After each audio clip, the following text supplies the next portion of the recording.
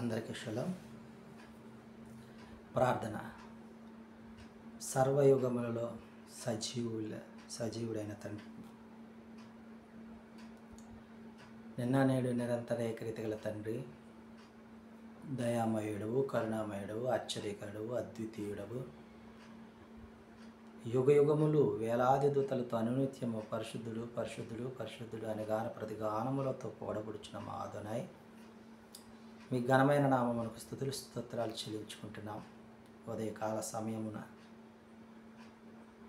నీ యొక్క వాక్య ధ్యానములో మేము ఉండునట్లుగా మమ్మల్ని ప్రేరేపించి అనుకూల సమయాన్ని మాకు అనుగ్రహించిన విధానం బట్టి మీకు స్తుతులు స్తోత్రాలు చెల్లించుకుంటున్నాం. మరి ధ్యానించిన వాక్యములో మేమేమి తీసుకోవాలి,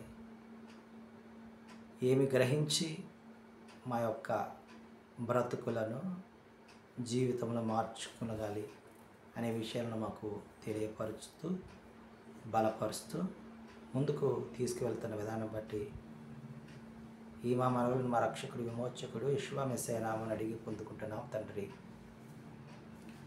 ఆమేన్.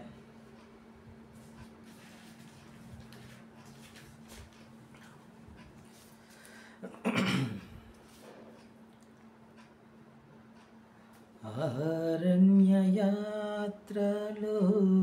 మార్గము నీవై నన్ను నడిపించుమయా,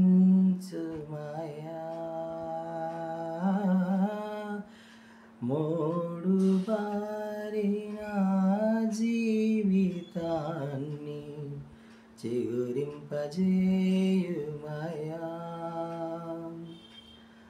అరణ్యయాత్రలో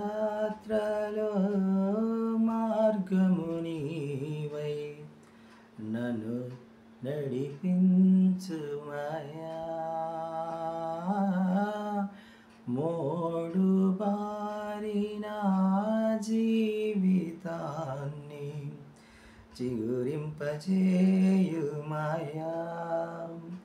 నీ కొరకేనే ఇలా ఫలించేదా, నీ కొరకేనే ఇలా ఫలించేదా, నీ సాక్షిగా నే సాగెదనయ్యా, నీ సాక్షిగా నే సాగెదనయ్యా. ఆరాధ్య యేషువా నా ప్రాణదుర్గమా, ఆరాధ్య యేషువా నా ప్రాణదుర్గమా, నీవేగా నా జీవనాధారము, నీవేగా నా జీవనాధారము. 2వ రాజుల గ్రంథం 11వ అధ్యాయం 7వ వచనం నుంచి. విశ్రాంతి దినమున బయలుదేరు మీరు 2 భాగములు అయి రాజు దగ్గర రాజు చుట్టూ కాచుకొని ఉండాలి అని సెలవిస్తూ ఉన్నారు. ఎవడైనా పంక్తులలో ప్రవేశించిన యెడల వారిని మీ యొక్క ఆయుధములు చేత పట్టుకొని వారిని చంపాలి అని తెలియజేస్తున్నాడు. రాజు సంచరించినప్పుడల్లా మీరు ఆయనతో ఉండాలని యాజకుడు చెప్తూ ఉన్నాడు. యాజకుడు యెహోయాదా చెప్పినట్లు శతాధిపతులు చేసినట్లుగా కూడా మనం చూస్తున్నాం. ప్రతి మనిషి తన మనుషులతో విశ్రాంతి దినమున లోపలికి వెళ్ళేవారు లోపలికి, బయటికి వెళ్ళేవారు బయటికి మరి వచ్చినట్లుగా చూస్తూ ఉన్నాం.